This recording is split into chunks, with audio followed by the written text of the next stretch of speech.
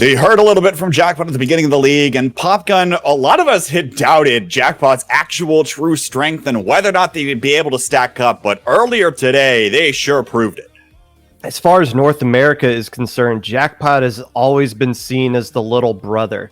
Especially even during the FT Win era into the Starburst era that we think we're still in right now. But Jackpot today, over the course of this entire league, has taken a huge step up, coming off of the biggest win of those players' lives up to this point. And that was just in the semifinals. Did they leave too much into that set? Are they going to be a little bit hung over going into this upcoming match against Alliance Rogue? That's the question we'll need to see. But yes, they've proved every single doubter wrong, including myself up to this point. There's no reason to believe they won't keep that streak going. They've had a little bit of a break since their last match, maybe enough time to recuperate, figure out what their game plan is heading into this match, because Alliance Rogue is a team that knows exactly how they want to play. It's all about enabling Volti. And while the rest of the composition, while Volti wasn't playing with them in qualifiers, and so we don't have a lot from that video, we'll still run it so you get an idea of the overall team environment and what the rest of the players on Alliance Rogue are looking to do. Rogue will be your team to be qualified into the InkTV Resurgence League. And we see this machine just pushing up on this left side, getting 2 picks and 1 of them out of the way, but Kiver able to come from just underneath that wall there to pick off the machine in return. Hello, I'm Gray. I'm the captain of Alliance Rogue, and I am the support player for the team. I bring a lot of paint to the team. I survive a lot, so I'm kind of like the anchor of the team. Kiver now is a Slayer. He can just do it all. People, when they see Kiver, they're just shivering in their boots. They don't know where he's hiding. So then we have Scar, who is bringing a lot of slaying capabilities to the team. He's doing like 30 kills a game. And then as our last, we have Fuzzy, who is bringing a lot of flexibility to the team, a lot of experience as well. He's just playing like whatever weapons we need, so that's like a big plus. Future like a psychic, baby, you gon' end up right in my bed. Chemistry is science, I could play it cool, but I be lying. I'll read you like a psychic, I'ma tell you something you gon' like it. Chemistry is science, better than what you was fantasizing. We are reliable. Everybody is good at what they're doing. We can basically trust each other's. Whether we're like pushing the objective, whether we need to just go back, survive, whether we need to kill people, it's like just everyone can do whatever we need in the moment. Now that we qualified, we're hoping to prove that we're still like top team, because we've been struggling since the beginning of Splatoon 3. We just want to prove like we're still able to stand on top.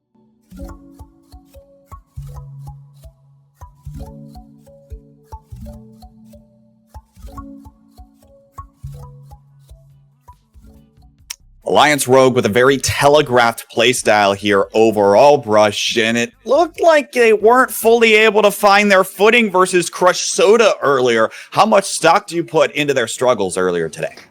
Look, I mean, Alliance Rogue has sort of taken the place of Starburst in this idea of who's the coordinated team. And that's based on what they talk about themselves. I mean, what we hear them talking about, being able to flex around, being able to do whatever they want, being able to support each other, being able to have Volti go out and do their thing, find those picks, find those sharks. But I mean, Jackpot looked so strong this morning. It's really hard to say if Jackpot, if that was a fluke because of their opponent, or if Alliance Rogue is a different team because it's been 2 hours. Popgun on both sides of the game here. A lot of these players have stepped up in huge ways over the course of this league. Who are you looking at most to try to step up in this particular match with everything that's on the line? You know, when it comes to Alliance Rogue, a lot of attention has been on Volti, and likely, rightly so. It seems like everybody on the map should be paying attention where Volti is. I would like to see Kiver make a big play throughout this entire set, though. Kiver is the only other player besides Volti for Alliance Rogue coming into this set out of the league play that is on the positive side as far as kills per deaths is concerned. I'm not going to ask the question of what does this mean for Kiver's legacy going forward? But that is one of the more notable players that I'd like to see what they do over the course of this set. And we've seen Kiver occasionally step up during the league play. We saw a few nice crab tank positions come up with doubles and clutch moments, even in that Starburst set. It's all going to be a matter of who's able to come out on top. Brush, as you start looking towards Jackpot here, who have you got to really try to pick things up for them? Look, we've talked a lot about .Q and their ability to stay alive and play defensive, but that doesn't do so much if you don't have a front line picking up the slack. I need to see Madness do something and Madness wake up and find those picks and be able to play off of .Q and not just waiting for something to happen and being a team player. I mean, at some point, you need to be finding those picks. For the record, folks, Madness probably feeling himself a little bit coming off of that match earlier today, and with the fact that it's his birthday. Happy birthday, Madness. There you go. But all that aside, we've got our mode selection order that has come in. It was Jackpot that lost the coin flip, and Alliance Rogue elected to ban tower control against Jackpot here. Jackpot chose to pick Rainmaker first, Zones second, and Clams last. Pop Gun, what are your gut reactions heading into that? Correct me if I'm wrong, but has Jackpot played a single game of Rainmaker this entire league? That was the one they kept banning over and over again, and now they're electing to use it at the very beginning of the grand final set. They're not trying to hide it at the end, like, let's try to rack up some wins and get some dubs before we even get there. They want to do it right off the bat. That is interesting. We'll get to see how Jackpot handles this one. The other thing that I might imagine, though, is that if it comes down to pressure, maybe they feel more confident in Clam Blitz. They feel more practiced, more rehearsed on that kind of a mode, and they can wait on that as their, again, kind of insurance backup, right? If it comes down to the wire, if things are tight with everything on the line heading into this one, it might be the difference maker to have that Clam Blitz set last, because we were talking a little bit here again, if you keep that carbon roller in front of your Brush, it seems like the game plan is going to be a little easier for Jackpot to play, but they're not going to be able to do that, especially without banning zones away.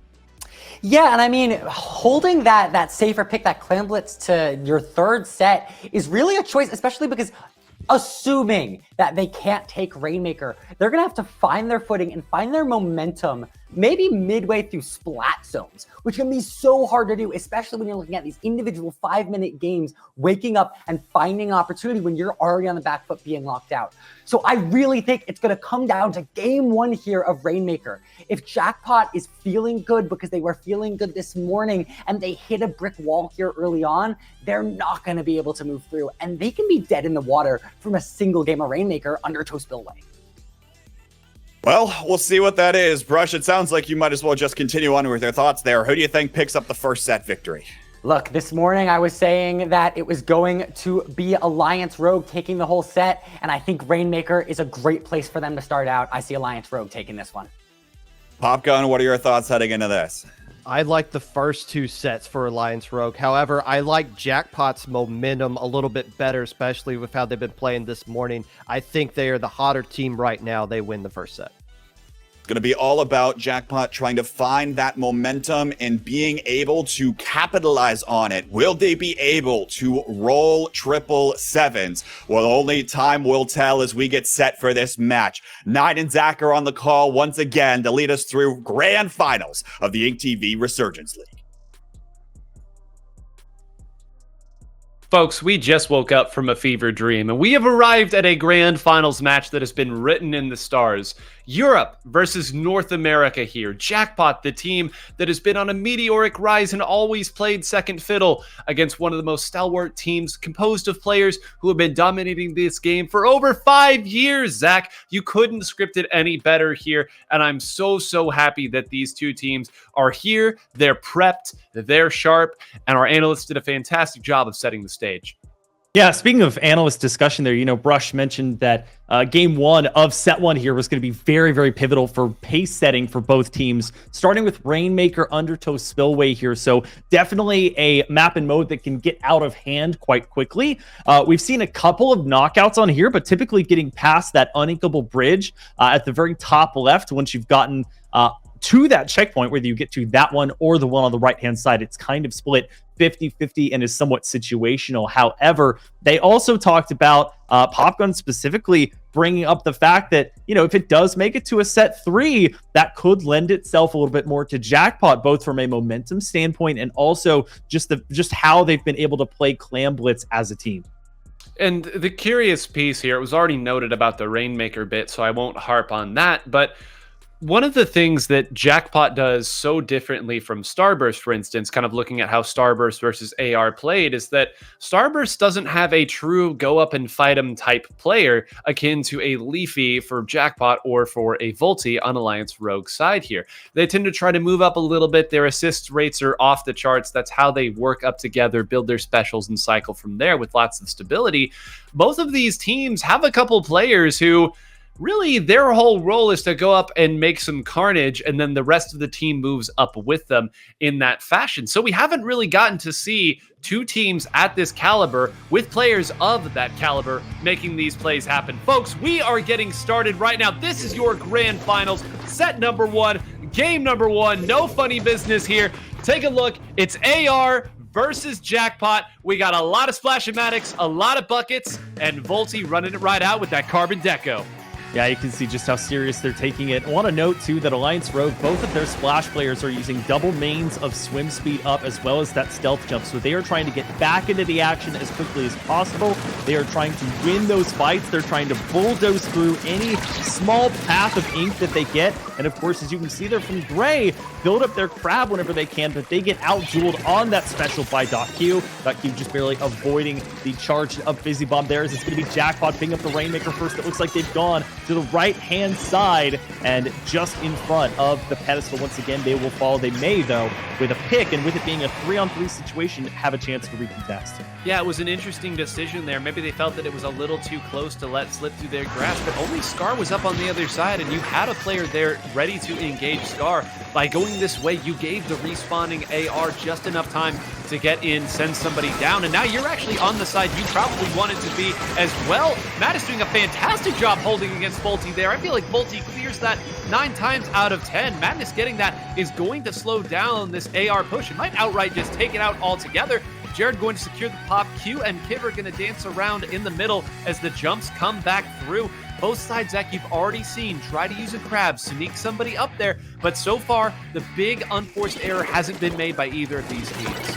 Yeah, unfortunately, that missed opportunity there by Volti, a product of the range of that weapon. They got the initial burst bomb off. It may not have been a direct, and that might have contributed to the fact that they weren't able to get the splat itself there. But speaking of specials, Madness going to have this Booyah Bomb online. The crab also going to be already out from Jared here, holding down the middle. They're looking smartly for those picks. They are not a team that likes to just pick up the objective and force the teams to come to them. They like to have those 2 and 3 down situations whenever possible. But for now, they're going to trade out one apiece. Jackpot going to have the Booyah Bomb at the ready, and they may use it to try and force away Kiver, and it lands exactly on them, and it won't take them down, but it will force them to run away. The crab itself will go away, and Jared, after getting that pick, will trade out as Volti going to try and redeem himself here, opting to be in about that same position. That left-hand side, so important, and Volti now going to have to be on the defense.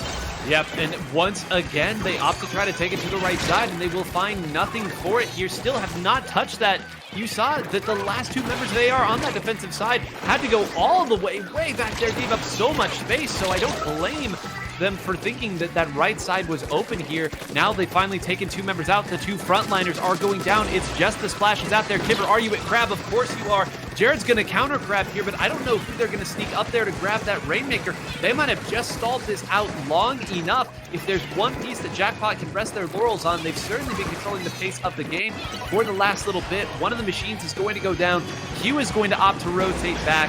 And once again, a successful defense here from AR when things were looking dire. Yep, the one piece is real, and Alliance Rogue is trying to see if they can get much higher here on the scoreboard, and they will get their best lead of the day here up into the 70s, looking to get the pop on that checkpoint, and they will, giving them the lead. Remember, the Jackpot wasn't quite able to clamber atop that right-hand side pedestal of their own. So now Jackpot going to claim the Rainmaker back just as quickly as they lost it. However, they do lose the lead. Jared kind of popping that crowd in a bit of a corner here. They're not going to be able to make the best use of that range, and it'll be a trade there between the Rainmaker carrier and Kiver. But Madness with plenty of real estate to work with and backup as well, as they're going to wait for the jump in from .Q. Going to push forward now and just barely get off the break on that checkpoint, as Gray is going to be able to take them down. That's about as much as they can do. That's a 3-down situation force against Jackpot. And for now, I still like the way that AR is using their specials and holding down control of the map as they make a counter push. Yeah, and I am stunned that Kiver was able to get that trade with the Rainmaker. Had absolutely no business getting through that crab and a Rainmaker shot, but was able to do it. And the whole defense came from that. And now the counterattack coming through as well. Gray with 2 well-timed switch surges to get over most of that uninkable surface before even touching the ground. Very nicely done. Down to 20. These are the numbers we're used to seeing, Zach. And Volty goes ahead and takes 2 down as well, sharking at the exact spot needed to hit that horseshoe and close it down here. Zach, if that push had stopped in the 40s, we might have a fairly consistent game here and a steady game that Jackpot has a good chance of taking back. Now they're going to need an incredible push, and they're going to need to play almost flawlessly. And by taking 1 down there, 2 down there on the left side, that's the way you want to begin.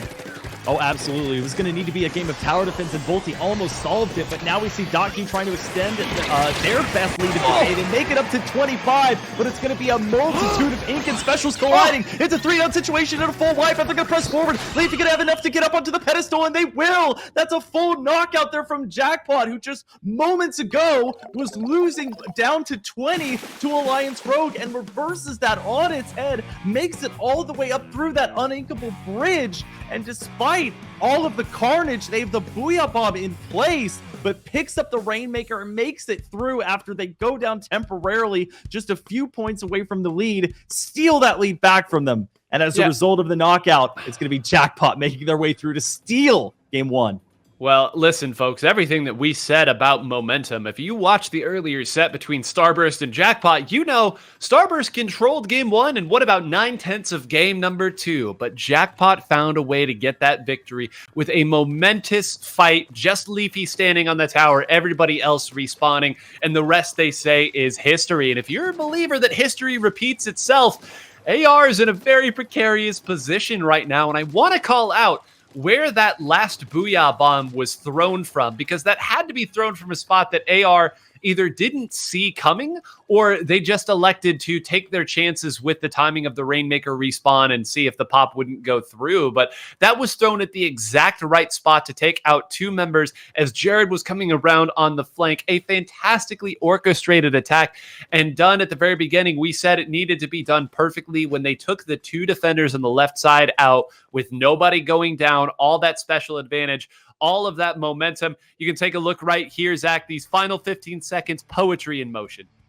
Yeah, you see the Rainmaker going down there, and they have the support from Madness and Leafy. It's Jared all the way up in the front, making sure that nobody can get in their way. But now, already headed over to game 2 here on Hagglefish Market. We do see some compositional changes, mainly that .Q is going to be going over to that ballpoint Splatling. They pick up the drop roller as well to make sure that on the back of any inkjets, they're able to avoid being instantly splatted, in hopes at least.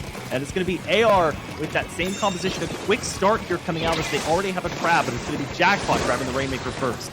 Oh, and Volty isn't able to close that one out. Now, Kiver's Crab actually somehow is able to take out the Rainmaker there. That had to be the very last piece of reach that special has here. We know it goes a long way, but I didn't even think it could clear the Rainmaker in that scenario. Still, though, so much control here in favor of Jackpot. They're going to go ahead and march through this checkpoint. Another one goes down. Zach, that's another one. They have cycled through. That is a delayed wipe. They are stuck in split spawn. They have a crab aiming at their spawn. Madness is over here firing at Volty and warding off. Right now, Kimmer's going to take a dive here at the Rainmaker just to try to close it down. They will do so, but 4 points in the first minute of the game. That might be it. Leafy goes into 1 point with just over a minute left. Jared's still here. This push is not yet done. I have not been able to breathe through the first minute. Booyah Bombs traded on each side. I don't even know how AR is building their specials given how much room they have to work with. Madness moves through, takes out Scar, takes out Kimmer. Another one goes down. The first hit point comes through, grabs the Rainmaker. No, just narrowly misses it. They're going to dive. A wipeout. They will grab it. And an unbelievable showing from Jackpot. Again, gotta pause and let the Clippers of the world take that one to boot. And boy, what an amazing and instant victory there for Jackpot, who, regardless of the circumstances, you noted, Nine, how close some of those splats were from getting the Rainmaker. And at one point, Alliance Rogue felt like they were throwing everything in the kitchen sink at that plinth. But despite the Booyah Bomb, it was madness. And this play right here, able to spot out and get multiple picks that allowed the rest of their team coming from the left-hand side, the path that they had opted to take that Rainmaker in the first place, to come support them. Madness trying to pick up the Rainmaker and just goes down, but provides enough of a distraction for Jared to get in, grab the pick along with Leafy, and plant the Rainmaker at its final destination. So an unbelievable bit of display there from Jackpot, who as a result secures game 2 and set 1, this time without any question or without needing the last seconds of the game.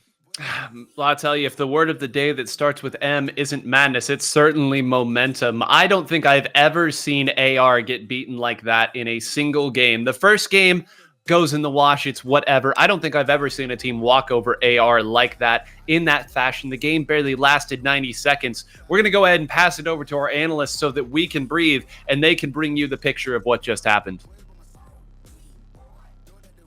Jackpot makes this look like they play against every team and the opposing team just completely loses their composure. I mean, Popgun, what happened? Good golly, Miss Molly. Now we know why Jackpot kept banning Rainmaker. They were saving it for grand finals when they could just blow everybody out in. But yes, K-Bot, you got a great point right there. That reminded me of the Jackpot Starburst set earlier today, where in the tower control set, Starburst was about to run Jackpot off the map until they finally break through at the very end to get the win, and then they just curb stomp the rest of the set. We saw the same thing right here. Alliance Rogue has no business losing that game one with the lead that they had, and then it just all falls apart, and it translates immediately over into the second game. Jackpot's got way too much momentum behind him right now. Brush, we talk so much about this momentum. What does Alliance Rogue have to do here in order to try to stop that from continuing on? Look, I called out that I didn't want to see, or was afraid that if you're in splat zones and you're trying to wake up mid-game, it's not going to happen. The context I was talking about before, though, was Jackpot waking up. And Jackpot is clearly wide awake. And they've come to the table and they've come out swinging. So somehow now Alliance Rogue, as you're saying, K-Bot, has to be able to find a way to break through. We're starting with Flounder Heights, though. And we've talked about this already, maybe behind the scenes, I forget. But that's such a brutal map to try to wake up during. And so the momentum is going to keep moving here for Jackpot. And they're going to keep being able to hold on and keep the pressure and keep this lockout going. I think the only shot for Alliance Rogue is if they can start the game strong. If they can get the first hold, now we have a chance to reset. I don't know. If you're in an Alliance Rogue situation, this is the best possible thing you could see come up right now. Splat Zones, Flounder Height, and Mako Mart back to back. This is the only opportunity you have to get back into this one with Volti's Carbon Roller. This is where you claimed your win against Starburst. Now, to be fair, Jackpot put them away here in these two maps as well. But if there's anything that can help revitalize Alliance Rogue, it's these first two maps in Splat Zones. They have to win these two. Otherwise, Jackpot's going to escape with this whole tournament. I like that point from Popgun. And look, at the end of the day, we talk so much about this Carbon Roller and its ability to be effective on a map like Flounder Heights, where it can run around on all of this verticality, and then on a map like Mako Mart, where it's got some of these ledges that it can start peeking over. Alliance Rogue has looked like some of the strongest players on zones, and they indeed showed it in the zone as well to some extent, completely destroying every other Western team they ended up facing against. But the team they didn't play that tournament, Jackpot, who, I might remind you, dropped out of that tournament rather early after a few unfortunate losses, mostly, though, on maps that weren't practiced. We'll see what kind of game plan strategy that Jackpot has for us on this zone set. Let's go around for predictions. Who actually is going to take this one? Brush, I'll start with you. You know, it sounds to me like Jackpot has put every egg in the last 2 months into this event. It sounds like they haven't even thought about winning another event. Jackpot is ready and they're playing Splatoon and they take this. I mean, we're going home after this set. Popgun, you think Jackpot takes it here? I have to agree. I think the maps really favor Alliance Rogue, but map strategy all go out the window when you have this much momentum behind you. I think the rock's rolling way too far down the hill. Give me Jackpot to close it out here. Alliance Rogue has to find a way to regain their footing, enable Volti, find their identity once again, and we'll see if they can do that and bounce back in the Splat Zone set. We'll toss it back on over to our casters. Folks, all the chips are on the table. All of the marbles here. Alliance Rogue has to come up with something big. Zach, the analyst brought up a great point there that I want to hammer home, which is that if you are Alliance Rogue, you could not be more happy to see Splat Zones come up here. This is where they can switch Gray back over to using the Neo Splash-O-Matic if they so choose, the weapon that, for my money, is Gray's best weapon in the way that they play around it here. I'll be very interested to see on Jackpot's side if they do opt to move .Q back over to the missiles, or if that was simply something that they have prepped for Starburst. If you're Jackpot right now, you've been attacking from every angle. You've been making AR feel as though there's no safe place to set up a defense or to come back from. That would give up a lot of their momentum, and I'm curious as to your thoughts. Well, on the back end of things, we actually got to see a little false start from Splat Zone's game 1 here. And to be honest with you, I didn't see that many compositional changes. I still saw that ballpoint splatling. I still saw the multitude of vanilla splashes. I didn't get a great look at any Neo splashes. I don't believe I saw any. Of course, Volti still always and forever will be on that Carbon Deco, especially on Flounder Heights. But I also think that these teams are very confident with what they brought. They have seen it work time and time again. And if you're a team like Alliance Rogue, who had an unfortunate loss in one of those starting games, you really have to put it outside of your mind. I want to quickly allude to a great contributor to TSN named Steve Dangle, who said, if you are a publisher, a writer, and you publish a book, and all of the other pages are eloquent, they're well written, but there's just one page in the middle that says fiddle-dee-dee-poo, and that's all it says, and you send it to a publisher, they're not going to say, wow, this book is so great, let me publish it right away. They're going to say, why is there a page in the middle here that says fiddle-dee-dee-poo? And what can be said about that game 1 in a similar vein is that when you look back on it, you're not going to say, well, how did Alliance Rogue win 95% of it? They're going to say, how did Jackpot come back and win the 5% that mattered? And we'll see if they can continue that momentum with them as we get into set 2. It's a brutal binary, this game that we play. You win or you lose, and it is remembered for the rest of time. Taking a look at the comps here, Q is going to be switching back over to the Flings of Roller. This is the comp that they ran with when they beat Starburst on this. On the other side, Gray will be going back to the Neo Splash to match Jared's Neo Splash as well. So folks, watch for these teams to stabilize as much as they can, send their attackers forward, 2 machines on one side and a machine and a Carbon Roller on the other. I just want to say I'm very glad that somebody in chat caught my reference to LFR there from Steve Dangle. So again, as we note here, not many compositional changes. We do in fact though see the tri-strikes come out, and with the zones on this map, it's not surprising. They do such work on these small zones, and they're also great for walking around on the grading and still being able to use your special to great effect. It's important to get those little balls of ink off of you so you can get back to your main weapon if you're being beset upon by multiple other team members here. It's going to be Jackpot claiming the zone first, Jared getting hit a couple of times by the shots from that sloshing machine, and that's one of the selling points of it too, I think, is the ability to be able to hit some of those shots, even indirect shots from behind those walls, not being able to see them. Now the Booyah Bomb and the triple ink strikes, at least 2 of those shots coming out to the right-hand side zone, and Jackpot, to their credit, a great job of defense there, so much so that they're able to use their main weapons on their home zone and save their specials for past the opposing team zone, helping them retain their lead in both zones. And it's stunning here as Leafy pulls off a wonderful trade there. Jared, in the middle of all that chaos, found time to paint the zone and keep it. So they got about another 16 or so points that they probably shouldn't have gotten, that most other teams wouldn't get. Now they still actually have a couple players here to continue to defend their zone. They pick out where Gray is going, and Volti's rotation over was not in time. You see both Volti and Scar in the same general part of the map. That is ideally not what you want both of your attackers to do. They're sharking from the same spot. And it does appear that Scar is going to get some shots off to Leafy. I believe they closed the deal here, but all the while they have no momentum to build off of here, no resources to build off of here, and that's going to be a delayed wipe once again here for Jackpot. Zach, on the defensive side, Jackpot is so tricky to hit. I have called Jared one of the slipperiest players ever. So difficult to hit, so difficult to identify where he's moving. The rest of Jackpot is playing at that same level. That's another one that goes down as Volty drops.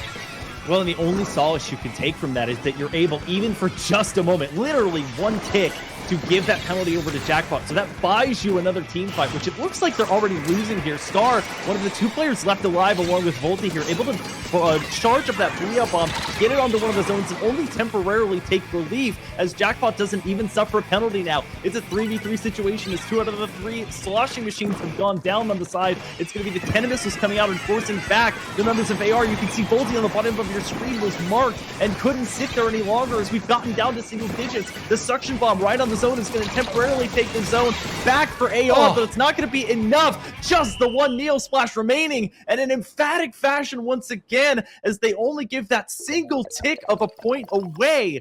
Jackpot going to claim game 1 here on a map that you would think, with Volty on their roster, would certainly favor AR. Popgun said it earlier. Maps, modes, counter picks, comps. At a certain point, you have to play the game. Jackpot there in that final sequence. I want you to look at this. Every single piece of the machine is working.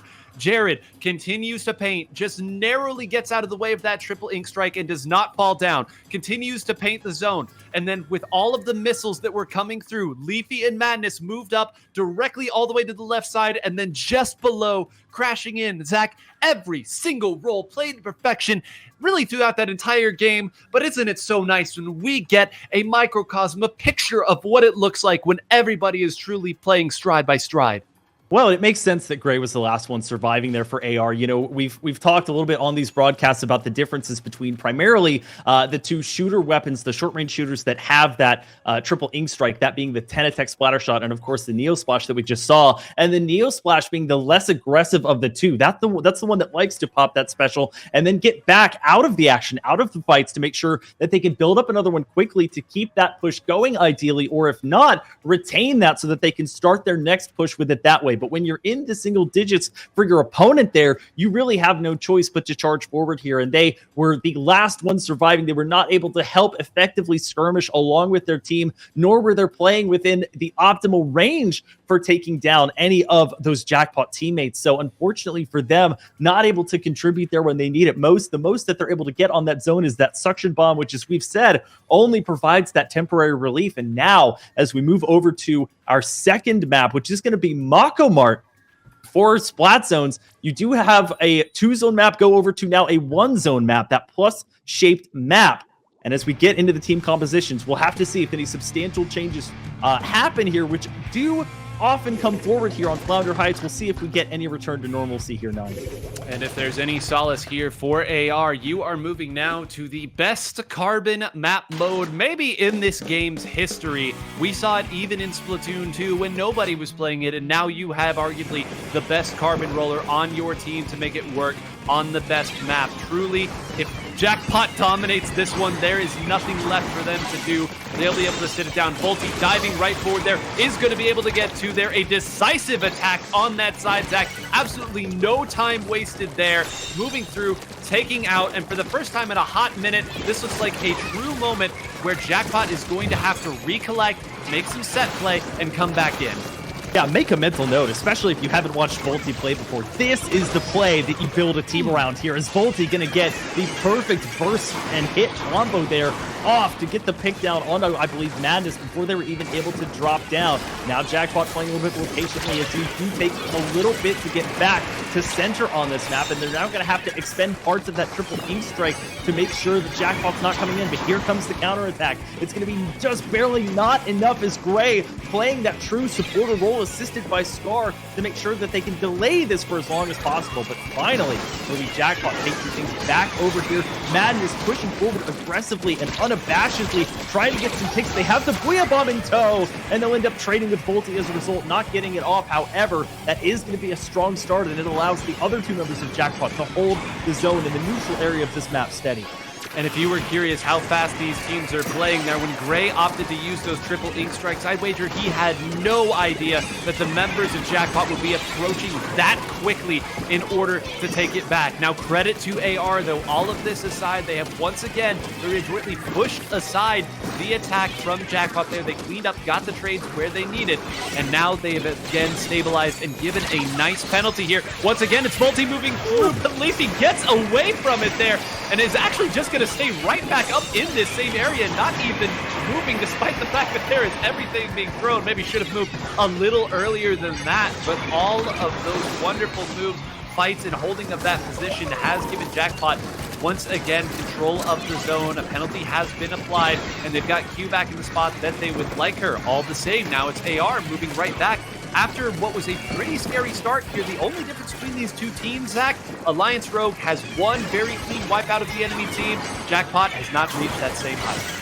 Yeah, they love relying on .Q here to be that tip of the spear here. Not typical for an anchor player, but of course that ballpoint having such an aggressive kit makes it certainly viable, and the actual inkjet is built up so they can use it whenever it's being supported by not one from Leafy, but two from Madness. Booyah bombs, one countering them on the side of Alliance Rogue, and it's not quite enough as air continues to tick down. They've gotten rid of their entire penalty, and they get not one, but two picks. That was an important one there onto .Q. Just barely misses finding the third onto Jared, but on the flip side of that, Jared having to jump out, they're literally backed into a corner. It's just Leafy and Madness here, and Madness goes down to Kiver. It's basically 3v1 painting the zone. Only a little bit of relief there from the tri-strike, and it's not enough as finally Alliance Rogue finds the secret sauce and claims this second game here on Mako Mart. And that's got to feel so good for AR there after the way that those last two games went. And certainly you felt as though you had control of game number one of Rainmaker. So you know that you can keep pace with this team. It's gotten away from you a couple times, but Flounder Heights will be Flounder Heights as we get a nice little replay here of Jared, who jumped out and probably didn't have a choice otherwise, barely escaped there. Did actually get all of those triple ink strikes onto the zone before time expired, but the members of AR held position, continued to turf that zone there. You can see those Splash-O-Matics doing what they do best to hold on to it. But I will say, Zach, that was, on paper, your best map and mode against Jackpot here, because you could enable Volti to do what that Carbon does. You took care of business, but that's the one you had to take care of business on. Now, you're back in uncharted waters of sorts. You have no idea what Q is going to switch over to as well. You have no idea what Leafy's going to do. Leafy hasn't even brought out what I would argue is her best weapon there on that Splatana Stamper. Still a lot of answers that AR needs to find, but they are one step closer to bringing back this set. Well, and this could certainly be a great Stamper map. There are certainly some high ground boxes and other high ground opportunities closer to the spawn areas on Hagglefish. And as we look at players like .Q, you know, they've been that aggressive backliner here. They've really favored the ballpoint, as many players both in the East and the West have been, for its ability to have effect at range on the zone and still be able to provide that offensive presence with the inkjet. Unfortunately for them, it was shut down quite a lot on Mako Mart, despite having a pretty good overlook to use, and with it being close enough to the zone. However, this map doesn't really have that. You kind of have to either play behind those boxes or play just behind those zones if you're behind, and only when you cap it can you start to push forward here. So as we take a look at the upcoming compositions, we're going to see the return back to the double V splash and double sloshing machine composition, and on the flip side, it's going to be the double splatling. You heard that right. Not just .Q sticking on that ballpoint, but Leafy not on a Splatana at all, instead going for the Nautilus. Well, they said that they had some stuff cooked up for this weekend. If this isn't it, I don't want to see what they did cook up here. Two players playing Nautilus during the serious sets, folks. Unbelievable here. Leafy played this weapon about as well as anybody did towards the end of Splatoon 2 here. So this is not something that she is simply picking up for the fun of it here. She knows the main weapon, feels that it is strong, but what a time to bring it out here, Zach. It's going to be AR knocking some points off the board here at the start as we get in what might be AR's final match here in the playoffs. Gals on Splatlings get it done, and it really has to be said that it's going to be tough to flank around here. The two main avenues for doing that without using the special are quite wide open relative to how hallways and alleyways are, and they're pretty easy to call out. You can see the one with the crab there was already spotted out. They were echo-located, and that's going to be two taken down. Giver and Volti going down, just Scar left around, and they're being pressed heavily by Jared. Jared's going to find the trade there, and they'll be back rather quickly as they'll have multiple teammates teammates to jump to. So for now, Jackpot taking the lead, and this is where those Splatlinks get even better because you can send your 2 other teammates forward while you just sit back and make sure that the area in front of the zone is painted. The one thing you're going to have to watch out for, but that you have protection from with those walls, is things like Gray here on this crab trying to desperately pick off Q in midair, and it's just not going to work because now they have to play their quarters, play this pillow, and make sure they don't get outraged by Leafy, which is exactly what happened. And Volty needs to run away. It's not going to have time. It's just Kiver back there, folks. That's another hit onto Scar, who will probably rotate back as well. Just 20 ticks of the clock left. Kiver with a desperation grab, and they are, of course, waiting with the triple ink strike as well. Just 10 ticks left on the clock and moving down. Gray comes out and grabs Leafy, moving forward. They take 2 out and will give themselves a lifeline here. Took everything that they had and were able to very quickly and cleanly take out 2 members there. Zach, if it turned into a painting duel at the end, they had 2 members in Crab. They were not going to be able to outpaint what Jackpot had left. But AR, the savvy, the veteran plays. Now they may feel like the wind is back in their sails. Yeah, amazingly time-wise, we're still not halfway through this game, and even if they turn the zone back over, that secures them at least 2 more team fights, but their goal is not to let that happen at all. They're able to get the pick onto Leafy there with the alternate fire from the Crab, and now you see just how far back .Q is. They're going to have to move up a little bit if they want to optimally pop their Inkjet here. As we see the other specials come out, it's going to be the triple ink strike just in front of the zone, as now .Q finally has some room to maneuver around in, but the Booyah Bomb comes close to them. They just barely avoid it on the jump back, but now AR the one getting close to getting into single digits here. The Ink Storm going to provide relief, and as a result of that, plus the efforts of Leafy, who was able finally to push forward with some of the momentum created by those specials, it'll be Jackpot still holding on to the lead, and for now, holding firm with this zone. And once again, folks, Jared's survivability. Sometimes it seems like we talk about this guy the least of everybody on the team, but him staying up and continuing to paint their precious seconds that AR would love to have on their scoreboard that they will not have, and a mighty, mighty penalty to get through. Gray just barely gets away from that Inkjet. Volty does not have the same fortune, though, as now Leafy dives through and closes it out. Can we get Kiver? Kiver goes down, but Scar comes in now this time and cleans up as well. So once again, you can see here what the plan is. They are going to throw Leafy forward, try to get one player, and anything else on top of that is gravy, as Q and the other members simply pick where they want to attack with their specials. Just now, 1 minute in the game, after some incredible fireworks at the start of it, we finally have stabilized into more set play. Zach, what a great last minute this should be, and AR has zone going in. Yeah, you said it, the gravy on top, and Alliance Rogue is hoping this one is a banger with some mash here, as they're able to force a 2v2 situation, essentially. That's going to be multiple other members of Jackpot going down. Jared, one of the last ones surviving here as they come back, trying to defend their base. They successfully do so against Kiver here, but they're going to have to get to the zone quickly. They're able to charge up the triple ink strike, and that's going to delay and fully take over the zone. That was crucial. It required perfect placement 9 of those triple ink strikes, and for now, that's going to save the zone. Perfect placement. How about that? You take out your opponent's best painter as well. You know here you need essentially one more flip and a little control, and you've done it. To slow down Gray is a huge deal. You've also identified where Scar is. That Scar now going down. They're going to go ahead and throw a couple specials here. They're trading out, Zach. Just razor's edge as they go into the last 10 seconds here. There's not much penalty. Madness waiting with bated breath. Where are you throwing it?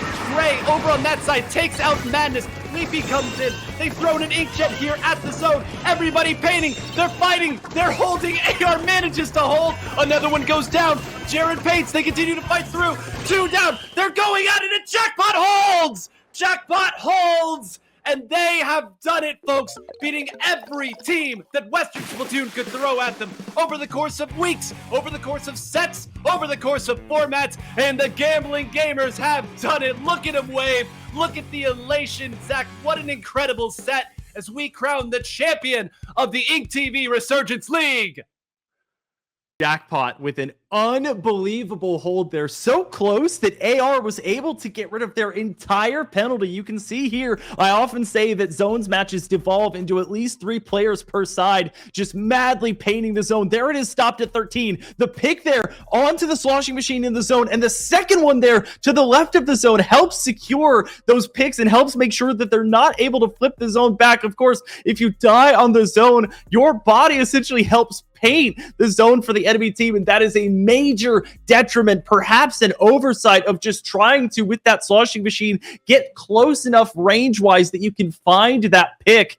And as a result, Jackpot holding on despite losing out in game 2. They go back in for game 3, and despite the back and forth nature of the match, secure themselves the victory and cement themselves as the winner of the InkTV Resurgence League Finals. And with no asterisks, too. That's the beauty of this. These teams have been fighting on even footing for so long. As I noted there in my big outburst at the end, every top team that we could find in North America and Europe had a crack at Jackpot. Jackpot pushed them all aside in emphatic fashion. And folks, there's going to be plenty of analysis about this tournament, about this set. We're going to look at the numbers, the kills, the assists, the paint. There's only one number you all should be thinking about that now, and that is 777. Congratulations to Jackpot. Analysts, over to you. Bring us home for what was an incredible show. 9. I loved the bit of the 777, but there's another number I'm thinking about right now, and that number is 29 and 5. Jackpot went through the entire qualifiers and league play and playoffs with a game record of 29 and 5. And Popgun, this team has cemented themselves, at least in the terms of this league setting, as the undisputed champions. A couple of months ago, .Q and Leafy are on the stage as Sayonara playing against Starburst and getting absolutely run out of the venue in a best-of-7 grand finals. Flash forward to where we are today. Those two players that have been tweeting out about how frustrated they've been at always being the second place team, always being the bridesmaid and never the bride. After all of the Nintendo tournaments, the majors, the lands that those players have been playing in, they could never say that they were the final team standing. Throw in Jared, who's got the third highest KDA in the league coming into this set, and Madness clearly being the missing piece they need to go along with Leafy on the front lines. And all of a sudden, those players can finally say that they've won not just a weekly or a monthly, they won the InkTV Resurgence League. They can say they're champions today, and this has to be the best feeling of their Splatoon careers, and rightfully so. I mean, you called it out before we headed into that set that the boulder was too far down the hill in Jackpot's favor. And even Sisyphus, you push the rock back up, you're Alliance Rogue here, you're getting it back to the top of the hill, and it's just gonna roll back down. The momentum was too far. By the time we hit this grand final set, Jackpot, who had flown under our radar from the caster's desk this entire event, even with an insane record, as K-Bot calls it out, is able to just walk straight through. And it really did not feel at all competitive towards the end there. That's the other thing here too, right? Is that it didn't feel competitive. But the largest thing I think overall is the amount of prep work that this team put into things. It was this setting where we're talking about 12 maps over the course of a whole entire month. And that is the exact thing that enabled these teams to start developing strategies, come back and come up with counter plays for different teams, and even more beyond that point. So Popgun, I mean, I want to hear your thoughts here as well. Talk me a little through about how these teams might have been able to prepare for this, because there's no question, like, there wasn't any funny business pulled the maps. These players knew what they were getting themselves into. All those other tournaments that Sayonara and Jackpot have been playing in up to this point are completely different from this. You have to play opponents as they come at you. You don't get to have like a little bit of a say in what the maps are unless you get to a grand finals with a counter pick. You just got to play with whoever's seated right in front of you. This time around, you get a full week to game plan to figure out what your counter picks are going to be, what your comps are going to be, what you're expecting the opponent to throw at you. And this is such a stupid line, and we've made fun of it at Low Ink before, but the team that wants it more is the team that wins. You can tell just by the preparation and how Jackpot approached each one of these sets. And I was really worried going into that grand finals that Jackpot, who just beat Starburst, was going to be a little bit hung over from that. The biggest win of their career. They follow that up with a 4-win win over Alliance Rogue, solving the carbon on some of the best carbon maps in those Splat Zone set, aside from the Mako Mart. Jackpot, as stupid as it is, they did want it more in this one. They absolutely did, and I can only imagine how over the moon the players of Jackpot are right now, and luckily for us, we'll get the chance to hear from one of them. It's the birthday boy of Madness standing by with Nine and Zach for a little bit of a post-winners interview, so let's send it over to the three of them to talk about the win. So Madness, I have two quick questions for you here at the start of this interview. Question number one, what is your heart rate right now? Question number two, how does it feel to finally, after all of the effort, the years of effort that you and your teammates have put in, to finally be standing at the top of what might be the strongest major in Splatoon 3's history? My heart is beating so fast right now. It feels so good to finally win a major, especially with my best friends. And then to win on my birthday as well, it's like the best day ever. I'm not going to lie. Madness, I want to ask you specifically about your role in the sloshing machine. I feel like that kind of goes under deserved and underappreciated at times because it's so difficult to balance the range that it has and finding the right opportunities to booyah. And a lot of team members, especially in this current meta, they kind of have to stick on it throughout thick and thin, essentially, despite the map and mode and all of that. How do you sort of get into each map and mode combination with a fresh mindset and put yourself in those right situations to make the proper plays that you did? Yeah, so my main role on Jackpot is secondary aggro. So I support Leafy while she runs up and kills everybody pretty much. I just provide chip damage and paint, stuff like that. I just throw my hitbox around pretty much. And yeah, I don't know. I just throw my hitbox around might actually be one of the coolest statements that has been made in one of these interviews. I am biased as a sloshing machine main, but I love it here. Actually, you touched on a great point there that I want to kind of delve into here as well. Secondary aggro and playing off of your teammates. Today might have been the finest, well, not just do away with all the subtlety here. That was the best you all have ever looked as a team. It was unbelievable how you were finishing off each other's kills. I'm curious, how much prep did you put into this weekend specifically? I know there's been a lot of prep going into it, but how hard did you all grind for this? So ever since the league started, we pretty much just scrimmed every day. Since we became a team, or like we rebanded like not that long ago. So we were behind everyone for a good while. So we just scrimmed every week, made sure we could catch back up, and it all paid off. Really happy. You know, it was denoted that y'all were doing your fair share of cooking, not just with scrimmages, but with strategies. And I want to talk about the composition on Hagglefish specifically, where we had the double splatling with .Q sticking on that ballpoint, and then we had Leafy going over to the Nautilus. What was the idea there, and how happy are you with the result? So I'm not going to lie. They made that comp when I was out for a scrim. They had a sub. And then they were like, oh, we played this comp against AR and it worked, so we're running it now. I'm like, oh, okay. And then we just played it in the tournament and it worked. And that's, well, there you go, folks. You scrim every day and you can suddenly earn the right to do a little improvisation like that. Take us through the very end of that first game, the Rainmaker on Undertow Spillway, because we didn't have the best look at it here. Whose Booyah Bomb was that at the very end that got all of those players? And how did you all have the composure to make that play with Jared going around on the flank and everything coming together? So we knew left side was clear. So we had Q and I run up left. And then Jared was like, oh, I'm going to flank right. And then we can pinch them all. So Q ran with the rain up and I painted for her. And then she died like a little before the uninkable. So we popped it again. I beat up top left. And it cleared top left so that we could run across. Like super safe. And we just got lead off of it, and they all died. I think final question from me. How are y'all planning to celebrate the win? Gonna have dinner tonight. Have some birthday cake. Gonna cry in my bed, maybe.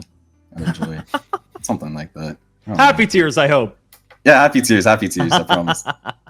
All the pressure, the great feeling of release. Well, I only have one more question for you as well, Madness, and that is, what's next for Jackpot here? You all have clearly proven that you can stand atop all of Splatoon, at least here as far as the West is concerned.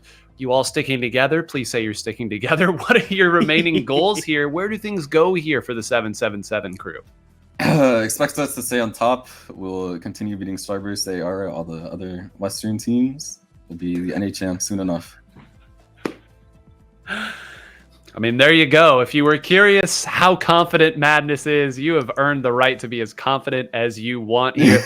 No asterisks, a dominant display. Happy birthday to you. You are a champion, and you have earned it. Do you have any final words here for the audience, Madness? Remember my first interview versus Nightmare? Told you. Winning the tournament.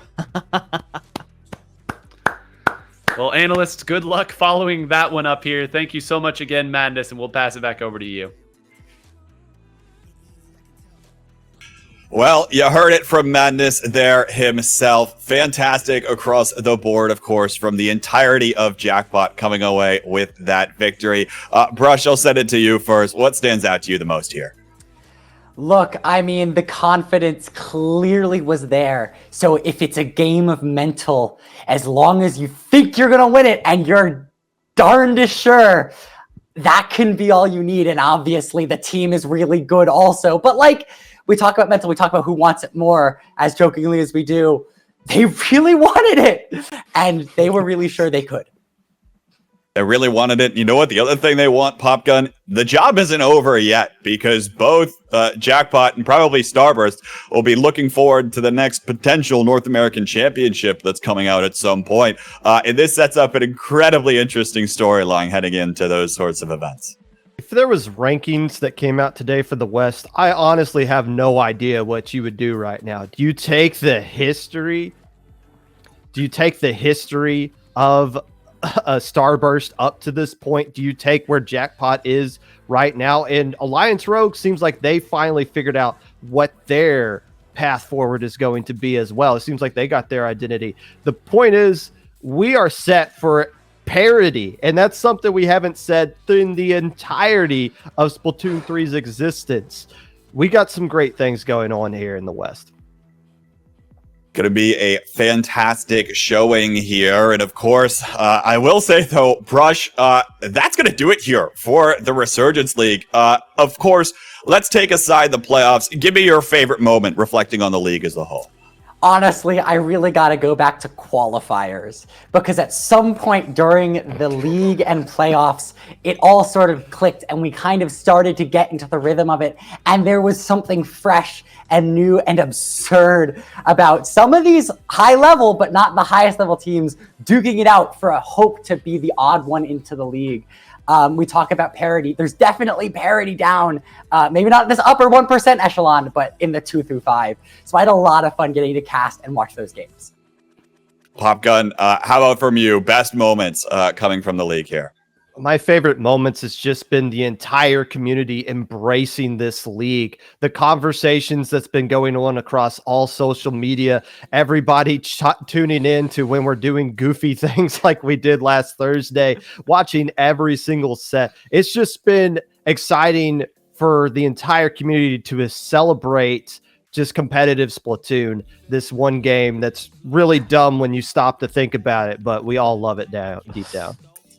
We all love it, and folks, that'll never change. While InkTV might not have another project in the works immediately soon, I imagine you'll see the name back in some amount of due time. And from everyone here, from all of the commentators that helped out, the like so many people on the production side of things, running spectator cam or running the streams themselves, from the InkTV staff and management on the tournament organization side, led forward, all of course by Spoon himself, who's been doing a good amount of work in terms of the marketing and all those videos that you ended up watching. So many people gave it their all in this league to watch Jackpot give it their all here in the final moments of it. Thank you all so much for tuning in and making these streams another part of your overall month of April. But that's going to do it from us for now. The InkTV Resurgence League has now closed, and it's Jackpot that comes away with the victory overall. We'll see you all around next time, and of course, we'll probably see some of you in Low Tide City next week. Competitive Splatoon isn't going anywhere, but that'll be it from us here. Take care, everyone, and have yourselves a good night.